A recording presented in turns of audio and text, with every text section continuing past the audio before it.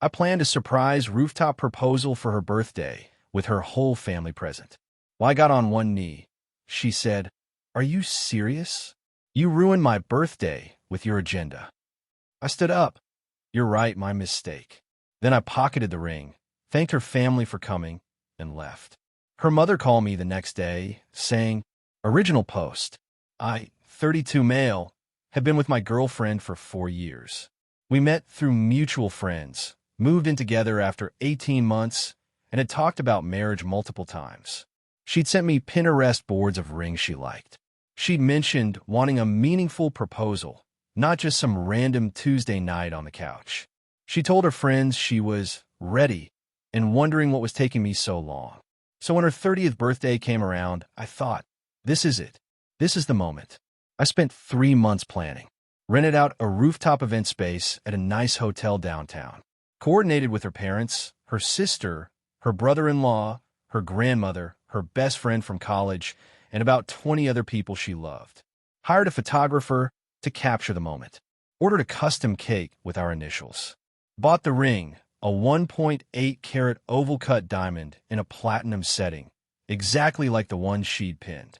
Cost me $14,500. I've been saving for 2 years. Everyone was in on it. The plan was simple.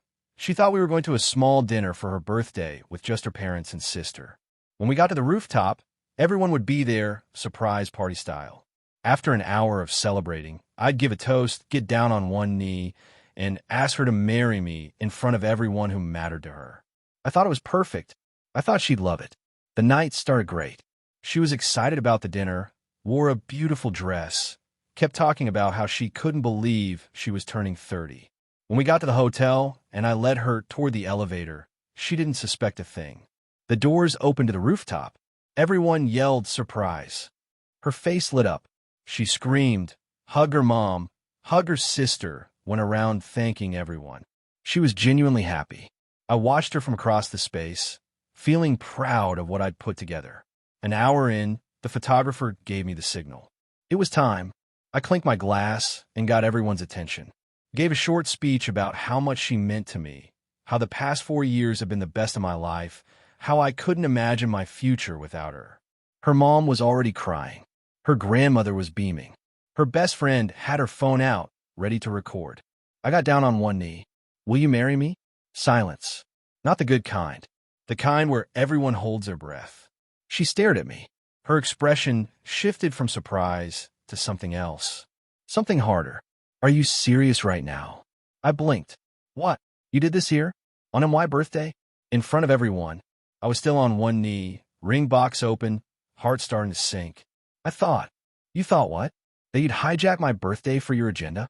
This was supposed to be my night, my celebration, and you made it about you." The room was dead silent. I could see her mom's face going from happy tears to confusion to mortification. I didn't. I wanted to make it special. Special? You couldn't let me have one night that wasn't about what you wanted. You had to make yourself the center of attention. This is so typical. I stayed there for a few more seconds, ring still out, trying to process what was happening.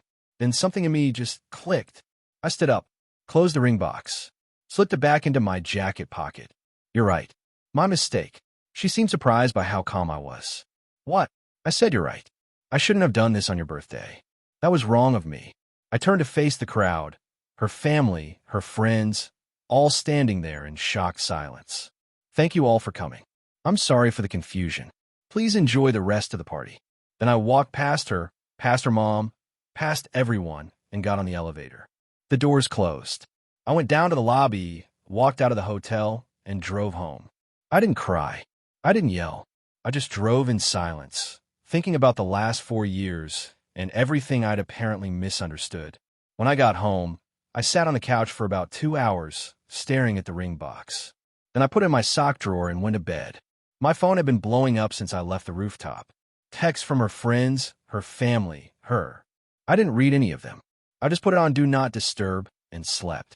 The next morning, I had 52 unread messages and 19 missed calls. Most of them from her. A few from her sister. One from her dad. Then her mom called again. This time, I answered. Her mom. I don't even know where to start. I'm so sorry about last night. Me, you don't need to apologize. You didn't do anything. Her mom, what she said to you in front of everyone, that was unacceptable. Her father and I are mortified. Me, I appreciate that. Her mom, she's been crying all night. She wants to talk to you. She says she didn't mean it, that she was overwhelmed, that it all happened so fast. Me, I'm sure she's upset, but I'm not ready to talk to her right now. Long pause.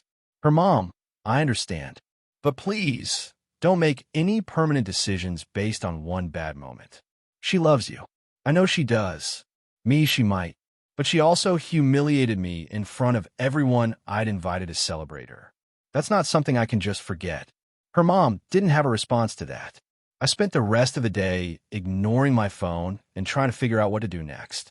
The lease on our apartment is in both our names. Most of the furniture is mine. The logistics were going to be complicated. But I knew one thing for certain. I wasn't marrying someone who could treat me like that in front of my future in-laws and feel entitled to do so. We'll update when there's more to tell. Update 1, 5 days later. So it's been almost a week, and things have gotten complicated. First, let me address some questions from the comments. No, this wasn't a pattern of behavior I'd ignored. She could be demanding sometimes, sure, but nothing like what happened on that rooftop. I genuinely didn't see it coming. And yes, I've been staying at my buddy's place since that night. I went back to the apartment once, while she was at work, to grab some essentials. Now, here's what's happened since my last post. The day after the proposal disaster, she showed up at my friend's door. She knew I'd been staying there because she tracked my phone location. Yeah, she tracked me. My buddy answered and told her I didn't want to see her. She started crying in the hallway, saying she needed to explain that she'd made a mistake, that she was sorry. He kept the door closed, and eventually she left. That night, she sent me a long text. I'll paraphrase the key points. I know I messed up. I was overwhelmed. I'd had a lot of champagne. I didn't expect it, and I panicked. You have to understand, I've been planning my birthday for weeks, and suddenly it wasn't about me anymore. I felt ambushed. I know I said things I shouldn't have, but you have to see it from my perspective. Notice what's missing? An actual apology. No, I'm sorry for humiliating you. No, I was wrong to react that way. Just explanations for why her reaction was justified. I didn't respond. 2 days later, her sister reached out. She'd always been reasonable, so I actually took the call. Her sister, hey, I know things are bad right now, but I wanted to check in on you. Me, I appreciate that. Her sister, for what it's worth, the whole family is on your side. What she did was horrible. My mom hasn't stopped talking about how embarrassed she is. Me, that means a lot, honestly.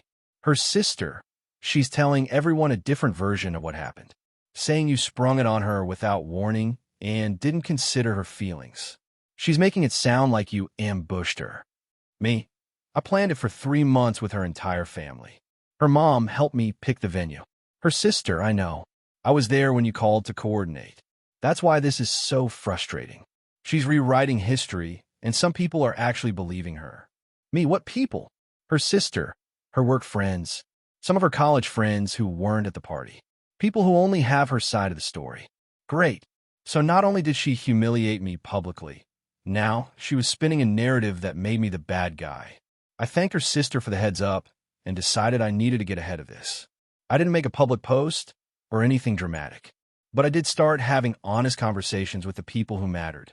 Where her best friend from college, who had been there and recorded the whole thing on her phone, reached out to ask what happened, I told her the truth. When my own friends asked, I told them the truth. When her dad called to apologize on behalf of the family, I thanked him and confirmed what actually occurred.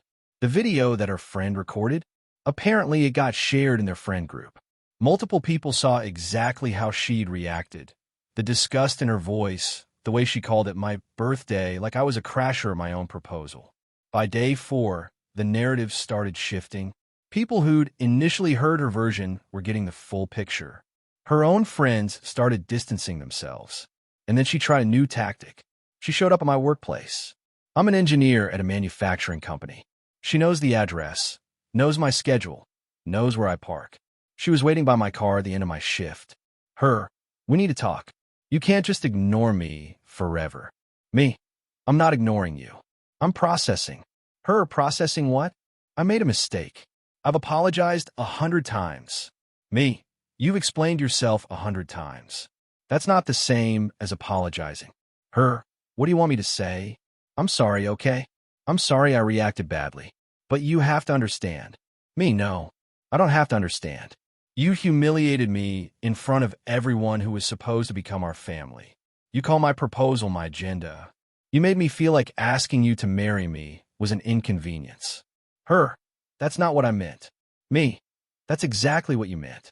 You meant that your birthday, a birthday I'd spent 3 months and thousands of dollars celebrating, was more important than our future together.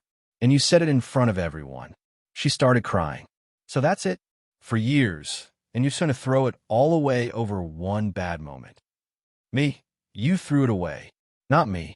I'm just accepting that it's gone. I got in my car and drove off. She was still standing in the parking lot when I looked in my rearview mirror. The next day, I contacted a lawyer about the apartment lease. It's going to be messy. Both our names are on it, and we have 8 months left on the term. But I'd rather pay the penalty to break it than live with her again. I've also started the process of returning the ring. The jeweler I bought it from has a return policy that gives me store credit minus a restocking fee. I'll lose about $2,000, but honestly, that's a small price for clarity. More updates to come as this unfolds.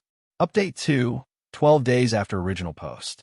Things have gotten worse for her and better for me. Let me break it down. First, the apartment situation resolved faster than I expected. I offered to pay the early termination fee myself, about $3,400, if she agreed to sign off on breaking the lease cleanly. She initially refused, saying she couldn't afford to move out on such short notice and that I was being unreasonable. So I made her a counteroffer. I would move out and she could keep the apartment for the remaining 8 months of the lease. But she'd have to take over full rent payments, which she couldn't afford on her own. She tried to get me to stay on the lease while she stayed in the apartment, basically wanting me to subsidize her housing while we weren't even together. I said no. She called me petty and vindictive. Eventually, her dad stepped in. He agreed to cover 3 months of rent while she figured out her situation, and she signed off on removing my name from the lease. I moved my stuff out last weekend with help from my brother. She wasn't there. Her sister told her to make herself scarce, so it wouldn't turn into a confrontation. The furniture I took was mine, stuff I'd bought before we moved in together or paid for entirely during the relationship. I left her the couch, she'd paid half, and the kitchen table, a gift from her parents. Fair is fair. Now, here's where things got interesting. Her friend group has basically fractured. The video of the proposal, the one her college friend recorded, got shared more widely than I expected. Not publicly, but within their extended circle. People saw exactly how she'd reacted. The tone, the contempt, the way she called it my night and your agenda. Some of her friends defended her, said she was overwhelmed and didn't mean it. But others watched that video and saw something they couldn't unsee. Her best friend, the one who recorded it, apparently had a confrontation with her about it. Told her that what she'd done was cruel and that she'd watched a man's heart break in real time. My ex apparently responded by saying her friend was taking his side and that she felt betrayed by everyone. They haven't spoken since. Meanwhile, her family has been remarkably decent to me. Her mom sent me a long message apologizing again and saying she'd raised her daughter to be better than that. Her dad called to say he hoped I'd find someone who appreciated me. Her sister has checked in twice to make sure I'm okay. They all still love her. She's family, but they're not defending what she did. And she's noticed. According to her sister, she's been complaining that her own family is siding with the ex and that it feels like everyone has abandoned her. She tried one more time to get me back. Showed up at my buddy's place again. Yes, she tracked my location again and basically demanded I give her another chance. Her, you owe me a conversation. You can't just walk away from 4 years without even trying to work through it. Me, I don't owe you anything. And I'm not walking away without trying. I tried for 4 years. I planned a proposal that I thought would make you happy. You responded by telling me I'd ruined your birthday. Her, I said I was sorry. Me, no. You said you were overwhelmed. You said I should understand your perspective. You said it wasn't your fault because you'd had champagne. That's not an apology. That's a list of excuses. Her, so what do you want? You want me to grovel? You want me to beg? Me, I want you to understand that what you did was wrong. Not understandable given the circumstances. Not a mistake anyone could make. Wrong. Cruel. Humiliating. And until you can say that without a but attached, there's nothing to talk about. She stared at me for a long moment. Then, she said, "You're really going to throw away everything we had over your ego?" My ego. My ego. I got on one knee in front of 30 people, been publicly rejected, and somehow this was about my ego. Me. We're done here. I went back inside. She stood there for about 5 minutes before driving away. That was 3 days ago. Since then, I've blocked her number. Not because I'm afraid of what she'll say, but because there's nothing left to say. The ring is officially returned. Got $12,200 in store credit after the restocking fee. I'm probably going to use it to buy my mom something nice for her birthday next month. She's been incredibly supportive through all of this. Brought me meals, checked in daily, didn't say I told you so even once. My ex is apparently telling people I abandoned her and couldn't handle a strong woman. Her version of events has become more exaggerated over time. Now she claims I barely gave her time to react and that I stormed off like a child when she tried to have a conversation. I don't engage with any of it. The people who matter know the truth. The people who believe her version weren't going to believe me anyway. Final update, 19 days after original post. This is my last update because the situation has more or less resolved, and I'm ready to close this chapter. Let me catch you up on the final developments. The fallout in her personal life has been significant. Not because I orchestrated anything. I genuinely didn't, but because the truth has a way of spreading on its own. Her friend group remains fractured. From what I've heard through her sister, who's been surprisingly forthcoming, about half of her close friends have distanced themselves. The other half are sticking by her, but even they've been careful about what they say publicly. Nobody wants to be associated with the girl who rejected a proposal by calling it an agenda. Her work situation got complicated too. She works in marketing at a mid-sized firm. Apparently, one of her coworkers was also at the party, a woman who'd been invited through a mutual connection. That coworker told other people at the office what happened. Not maliciously, just the way people talk. Now, there are people at her job who look at her differently. Not discrimination or anything actionable, just a subtle shift that happens when people learn something unflattering about you. She's complained to her sister that even work isn't safe anymore. Her family situation is strained but stable. Her parents still love her, obviously. They're not going to disown their daughter over a bad reaction at a party. But there's a distance now that wasn't there before. Her mom told her sister that she doesn't recognize the person who said those things and that she hopes therapy helps. Yeah, she started seeing a therapist. According to her sister, it was suggested by her mom after the incident. I genuinely hope it helps her. Not because I want her back. I don't, but because whatever made her react like that is something she needs to address for her own sake.